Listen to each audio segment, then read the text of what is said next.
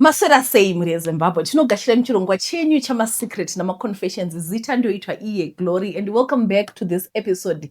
Tauya nenyaya. This is an interesting story. Regaiti tange nayo. Hi Tete, I need help. I got your number from one of your videos on YouTube. I'm a girl aged 19. Growing up, my parents vaifavor masibling angu. Takashogowa tiri 4.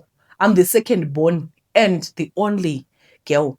Every privilege yaingopiwa boys, like freedom kubva pamba without explaining, having friends over, choosing clothes. They even had their bedrooms. And inini, I was like an unpaid maid and the last born nanny. Zvaindirwadza. I grew up to be a bitter and wicked person and very jealousy. At school ndainge ndisina shamwari till ndasvika form 4 pakauya manyukama vainge vari twins, a boy and a girl. Vaigara na-stepmother wavo, so they were mistreated seni, and we linked as we had the same bitterness, pain and stories. Last year, we all decided to leave our toxic homes and stay Tega, takatsvaga mabasa, and left Kumba. I told them everything Manwe Kumba I'd been carrying in my chest since my childhood. And to my shock, they did not show any remorse. All was okay. And my elder brother Kati just don't come back, and no one sided with me. Ndakapfura nekumba kwa mainini, sister ya mama, and cried my lungs out kwavari.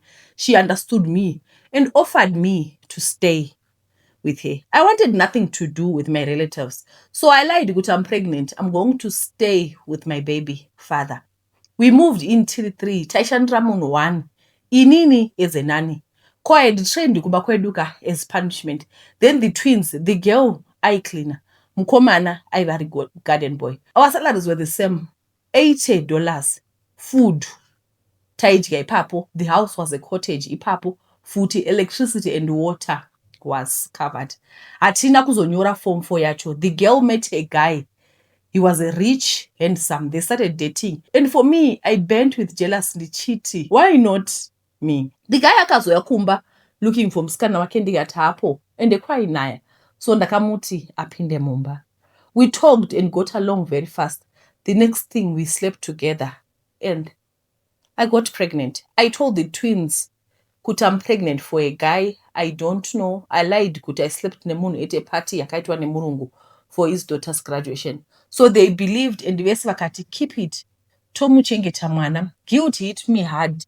Ndakanyatsoona kuti jealousy is a destroyer of peaceful homes and relationships. I tried killing myself ne poison and it only harmed mwana. Inini, I survived. Mwana wandaichengeta pambapa passed on, anga aine kidney failure.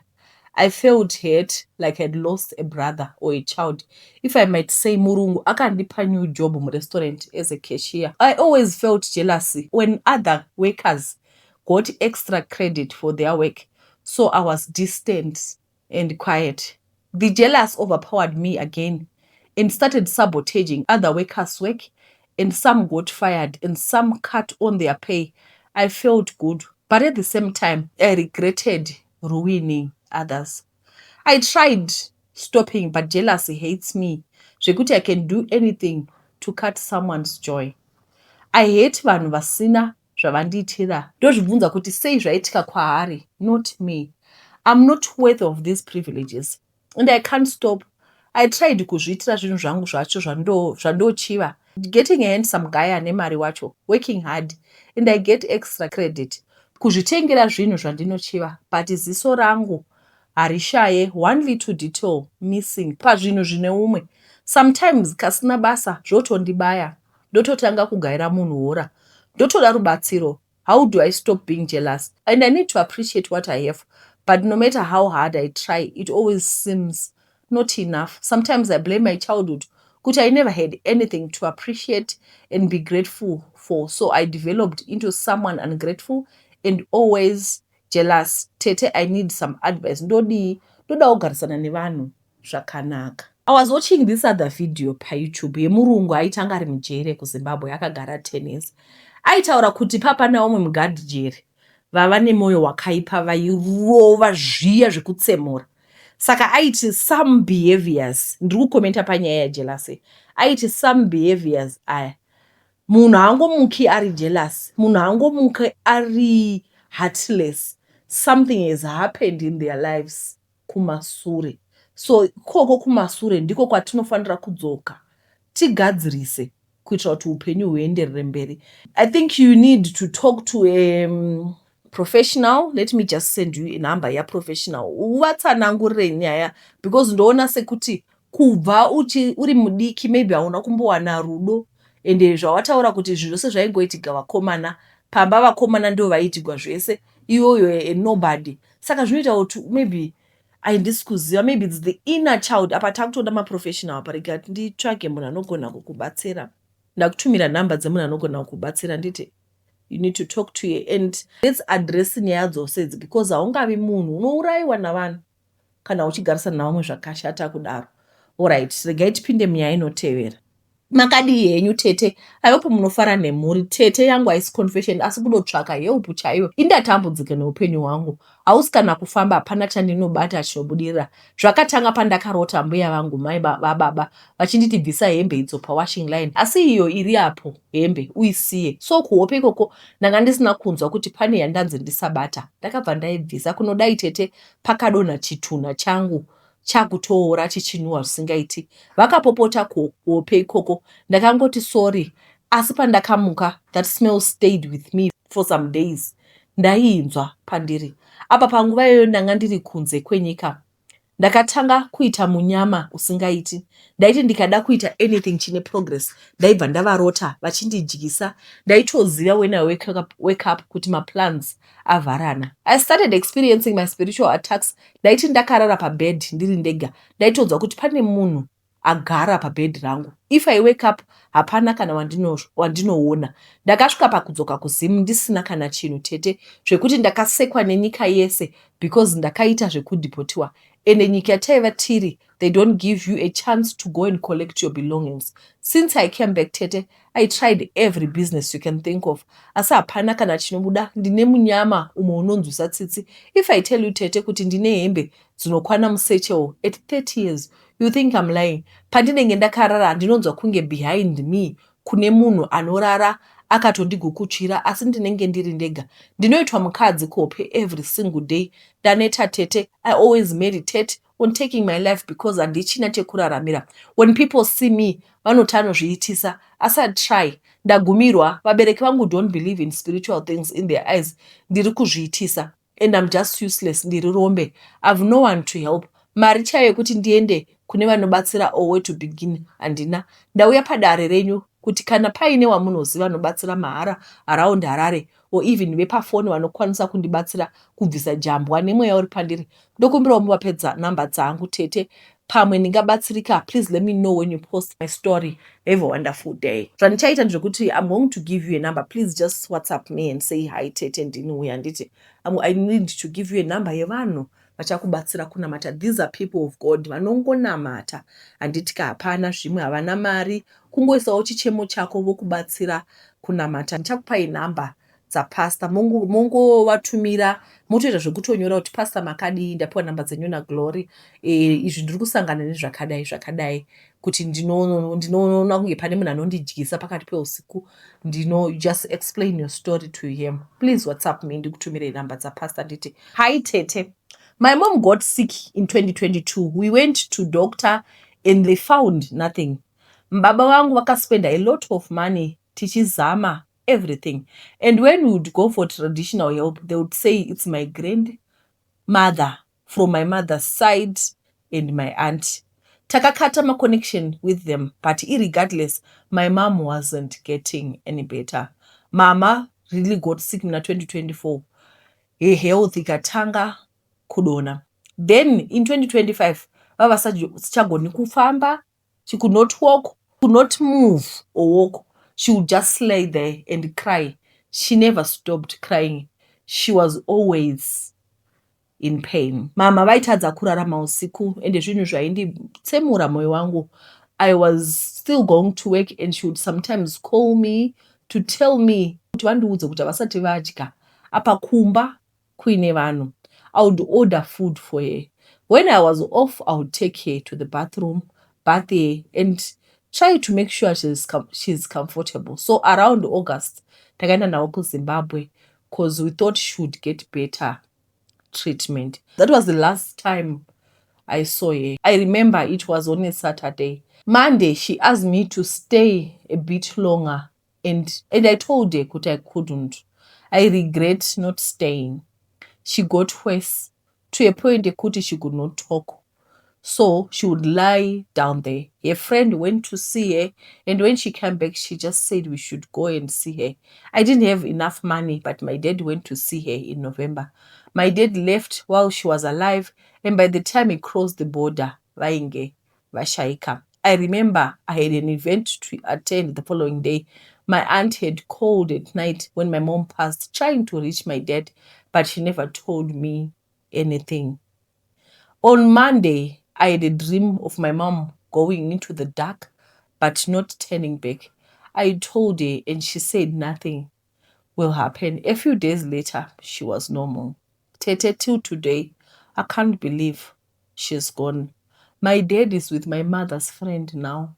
It hurts, but I've accepted it. I can't fight them. I know deep down she's always been there. I wanted to commit suicide. I'm tired of this life. I've no one but myself. I can't talk to anyone, so I decided to write it. Maybe I will heal. I'll send you pictures of my mom's sickness. Saka akatumira mapicture ake namama. Mapicture anoratidza kuti mama vanga vane chironda pamusoro pezamu. Saka ndakabvunza kuti haisi breast cancer here because ronda racho ranga risingambohili. Saka chatisingazivi ndechekuti iye ari kuti vakaenda kuchipatara and they found nothing.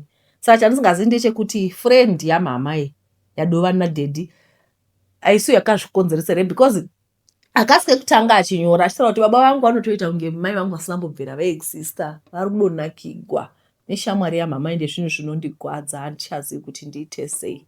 Vabereki tinogwadzisa vana vedu chokwadi. Regai tipinde munyaya inotevera. Vatete, ndinoreurura kunobatana nedatya. Iyo nyaya yokuda zvakachipa yakandiparira. Vatete, ndakaenda kun'anga ndikanotsanangura situation yekuti ndainge ndaneta nenhamo. Ndainge ndanenda kuita munhu asina basa, nokudaro ndainge hangu ndazvipira kuti ndibate mishonga. Zvaitova nani kuti ndibate mishonga pane kuti nditambure. Ndakatsanangura nyaya yangu yose sezvazviri kuti ndiri kuzama kurarama munyika iri kurwadza, ndiri kutozama kurarama nenzira dzinofadza, asi zvose zviri kuramba. So kuzoenda kumushonga vatete kuedza kuti zvimwe pada upenyu hungaita nani, asi zvakaramba. Vatete, zvose izvi ndiri kuzvitaura kuti kubata mushonga kwaisava kuda kana kuzviitisa, asi ndainge ndatoona kuti upenyu hwakaminyama, hwakasunama vatete, nokudaro ndakaendawo kunotsvaka mishonga. Ndakatoita mazuva matatu ndichifamba kunotsvaka mushonga zvekuti dai ndiri umwe ndakaita U10 ndakadzokera kumashure, asi nhamo ndiyo yairamba ichindisunda kuti ndibate mishonga. Ndaiona kuti ndikasadaro ndinofa nenzara, kufa kuti fi. Ndakasvika paya paiva nevanhu. Ndakasvika paya paive nevanhu vairatidza kuti painge paine bira. Sekuru vakati ndaita munyama, dai ndakauya mazuva ebira, ndaiwana magunanzi nice ezvokutori nemabira. Inga vanhu vari kufa daya naye chokwadi kuromba kuita mabira. Asi vatete, chero maida kutaura neni that time mainge musingandibati nenhau yekuti my mind was made up. Ndainge ndatofunga kuita zvemushonga. Ndakasvika zvikanzi magunanzi mazhinji aingapera nevanhu vainge vauya pabira. Kwainge kwasara chitokoloshi nenyoka plus datya. Ndakashara hangu datya ringanetsei. Vakanditi datya harifanirwi kunditambudza kana ndikange ndichitevedzera mutemo waro. Ndaifanirwa kuriyamwisa datya. Ndakati ndainge ndaguma kuzvara makore 4 apfuura, zvino mukaka ndaizowanepi? Zvaizoita zvoga, asi handisazvinetsa. Vatete, pamba pataigara paive nemugodhi, saka rakangoti richisvika ndakabva ndarishaya. Rakaita kukwakukwa richienda mvura, ndikatofara kuti haiwa zvangu zvainge zvaita. Asi manheru ndainge ndava kutoziva kuti ndine mucheche. Datya raiuya rotanga kundiyamwa. Mazuva ekutanga hapana chaibuda, zvaitorwadza, asi papera vhiki ndakatanga kubuda mukaka. Vatete, kutosisa semunhu ava kulebha. Ndaiti ndikayamwisa datya raiguta everyday. Pandinomuka mumba mune mari yakachena kuti mbu. Zuva roga roga asi kuyamwa uku kwaive nedambudziko. Chero ndaidya ndichiguta ndainge ndakaperezeka semunhu ane kwashoka, kuita chitumbuzenene uku bvudzi richiyerera semunhu aiswa pemu. Gore zvichiita, asi ndakazosangana neumwe muprofita akati, amaimi muri kuzvicherera gomba renyu munga, handipose panoda kuti muite mari. Akazonditi ndiuye kusowe kwake andishandire. Ndakaenda vatete ndikapiwa mutero wekugeza kamwe ndokanda kumavirira zuva. Kubva musi uyo datya rakasvika rikandipfira kumeso, handina kuzoriona futi, uye mariya yakangoparara sedova. Handina kuzoyamusa datya zvakare, handina kuzoriona. Mari haina kuzouya zvakare, asi mari handina dambudziko guru. Chandaida ipeace. Ndaita bundu rinotyisa kumeso, hakutarisiki. Ndakambodzokera kumuprofita uya vatete, arungojamba jamba. Handizivi kuti zvimwe kuda ndiye ava kushandisa datya racho sezvo ava kufamba nemota mbishi. Kun'anga ndakaenda vakati nditange ndadzosa datya ravo kana vachida kuti ndiite zvakanaka. Handitarisiki, vanhu vanondisema. Kunana mazvikokota vanoona nezveganda ndakaenda, asi zvakashaya basa. Handina mushonga wandisina kuzora, handina cream yandisina kuzora. Vanhu vanondisema, as a result ndakungogara ndiri mumba. Zvinongava upenyu here? Dai ndichiziva kuti datya rakaendepi riri kushandiswa nani, ndaiwana kubatsirika. Ndodiiko? I'm going to refer you kumamessage andinowana paFacebook.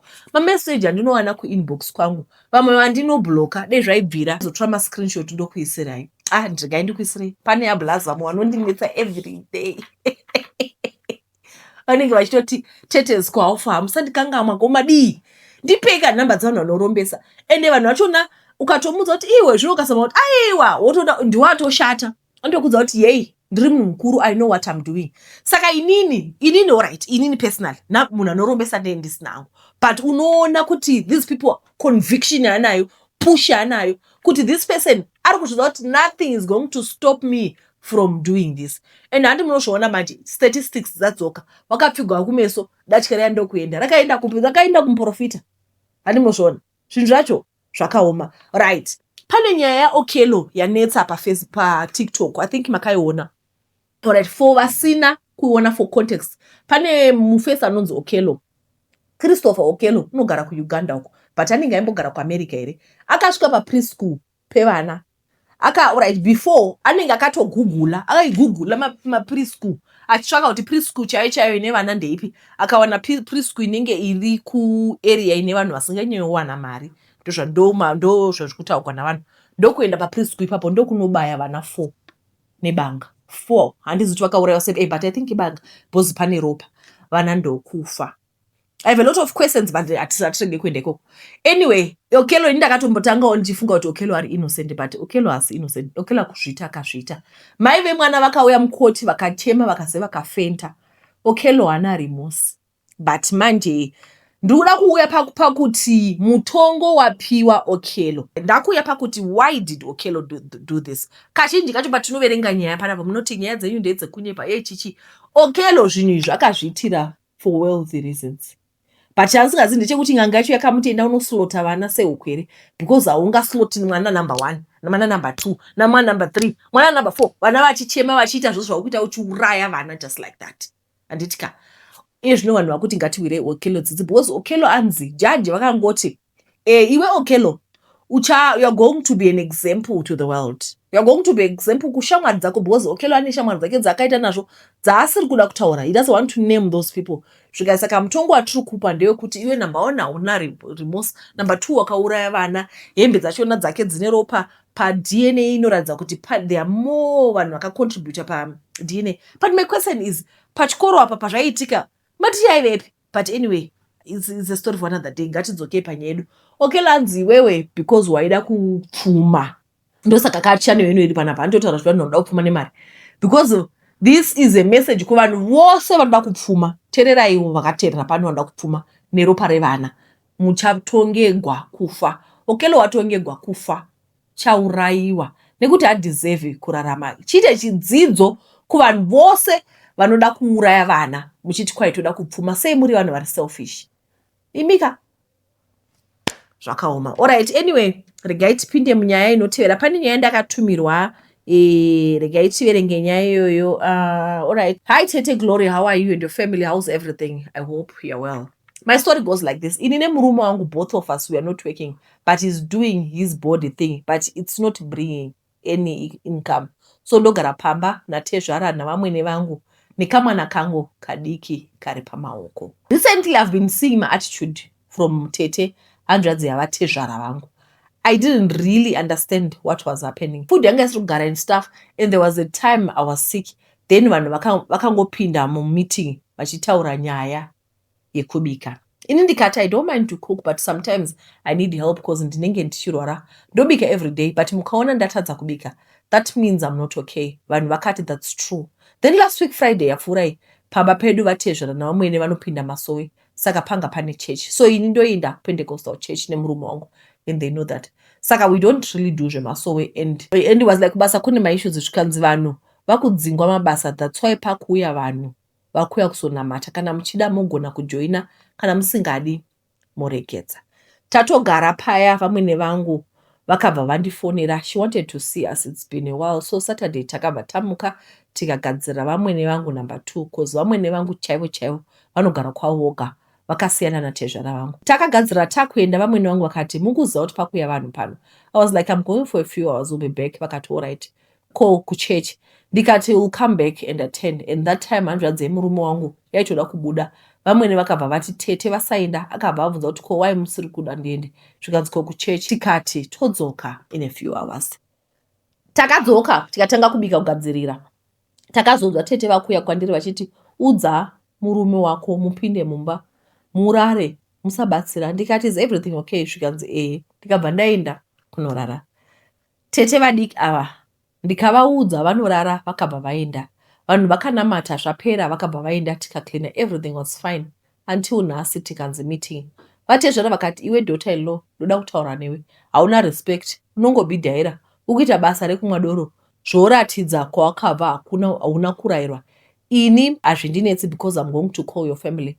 Pachechi patanga tiri kunamatira, ndaudzwa kuti unobata mushonga uchindifaita kuti undibvise pamba pangu, muchiisa ma-anointing oil ekuchechi kwenyu. Indoziva mwana akabva kuvanhu, akauya kuvanhu, anorespect, anoita zvinodiwa mumusha imomo. Ndikati baba, zvamataura ndazvinzwa, but I want to understand kuti mhosva yandanyanya kutadza apa ndeyei. Vakatanga kuita hasha, munhu unofanira kuteerera kana uchiudzwa. Ndikati ndazvinzwa. Vakataura zvakawanda. Ndikati imi mukuti ndomwa doro, but hanzvadzi yemurume nemurume wangu ndo vanhu vanomwa doro, saka indopinda papi. Vakaramba vachipopota. So inini handisi kuzvinzwisisa kuti semuroora unofanira kuita sei chaizvo. Ivo vakabva vati semunhu akabva kuvanhu anobika kusvika vanhu vakunzwira tsitsi, saka zviri kubvepi. Vazitimomhere vakaenda kunotaura kuti muroora akati kana achirwara ndokumbira rubatsiro. I feel so weak, hanzi ndoda kukudzingai pamba pangu. That one is not a problem, but matauriro akuitwa zvinhu zvacho. Worst part ine murume wangu hatisi kushanda, zvinhu zvakatooma, vana tobatsirwa kuendesa kuchikoro. That's how bad it is. Kuba kwacho kuti atobhadhara mota kwaanorenda, sometimes inotori hora, sometimes inotoshota zvekuti mother vacho vanotoundestanda.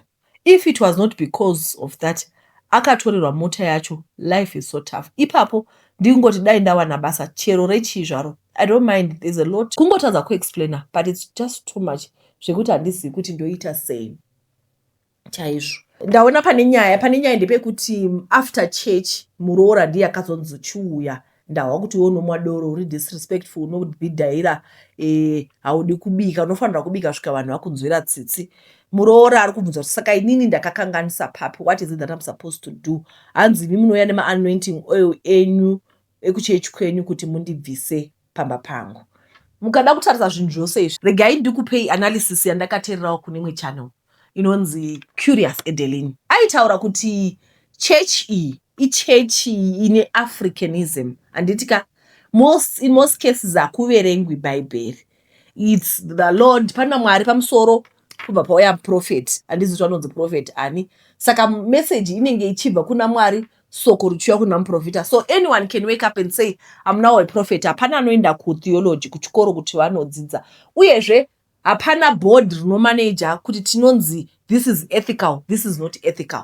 Saka kana munhu ari muprofita ndongomuka ndoti nhasi ndiri muprofita ndini Glory pano ndauya, iweoka murume wako wada kutokura, mai wako muroi chakati chakati. Saka ndiri kuzviona like it's coming up zvese zvataurwa kunzi imimi muda kundibvisa pano, iwe uri muroora asingaiti, iwe ndiwe unomwa doro. Zvinhu zvakaprofitiwa izvi. Vanhu vakaita chechi yavo zvikaprofitwa kuti muroora haana hunhu chakati chakati chakati chakati, baba vakaadhiresa. Mamboona chimwe chinhu futi, pari kuuya kamwe kapfungwa pari kubuda zvakare zvezvekuti muroora, this muroora ndiye outsider. Handiti outsider ndiye ari wrong. Pari kublame vanhu vanomwa doro nditete nemurume, but kwakunziwe muroora ndiwo akaipa. Ndoda kuti muzvione, mugare pasi muone kuti should anything go wrong pamarriage, tongoti ini ndakaroorwa kwaLunga, should anything go wrong kwaLunga, ini ndini problem. Hazvitarisi kuti mwana wavo ari kuita sei, but iwe outsider ndiwe problem. Makoti, what I can say is we did nothing wrong. Hapana chawaita chiri wrong, but mabeliefs avo zvinhu zvekuchechi kwavo. It's very unfortunate kuti haukushanda, you and the husband are not working, saka motogara yenyu kumba nema in-laws, but inguva yakaoma. I wish and pray kuti ngadai mawanawo basa, even habide awanawo chiro mumota yeUber akwanisa kushanda. Noona vanhu vanoita Uber vanokwanisa kungobhadharawo ma 2.5. Handizivi kuti muri kuHarare kana kuti muri kuSouth Africa. Vanobhadharawo ma 2, asi Uber kuHarare kuSouth Africa ndi vanhu vanobhadhara ma 2.5 pavhiki yemota, which is how much per week. Vanoreiza vanhu kunyange kodiwa kushanda zvese nemanheru nemanheru. You need to kuti mukwanise kutsvaga imwe mota mushande mubve pamba apa. Handiti because tinorema kugara pamba pane mutauro. Soko raMwari rinenge richingotaura kuti man shall leave his father's house and cleave to his wife. Alright, ndandiri kutarisa kuTikTok ndifunga kuti tine nyaya dzabva kuTikTok, but muzora nhasi I think yanga ichingori 1. Okay, guys, tokutendai nekuona chirongwa kwamaita. Mwari akuitirei zvakanaka. Tichadzoka zvakare muzora mangwana nenyaya dzenyu. Ndoziva kuti vazhinji munocomplaina kuti masori mapfupi ndo zviripo zvinotingagodii nayo diwe. Asi aiwa tinotenda nekuona uyezve nerudo rwamunotiratidza misine nguva. Kazhinji kachona pamunokomenta ndendamanya kunotaura nechikoro, saka video inenge sara ichiuploada yoga pane pasina munhu, asi musarega kukomenta, ndinodzoka zvangu ndichizopindura. Uyezve vanhu vanenge vane nyaya dzavo vanenge vachida maansa kubva kwamuri. Handiti saka musarineta nekukomenta. Tinokutendai vidiwe. Mwari akuitirei zvakanaka. Episode yasisira nhasi ndiri kuiuploada nezuro. Ndakati ndarekodha ndikaona kuti kamera yangu yanguri yanyarara zvayo yatokata, ndikashaya zvino ndatengera papi ndidzokorodze. Ndobva ndadoti regai titangidze zvakare muzuva ranhasi, saka regai tibve tatopinda muchitsauko chinotevera. Ndatenda. Bye bye.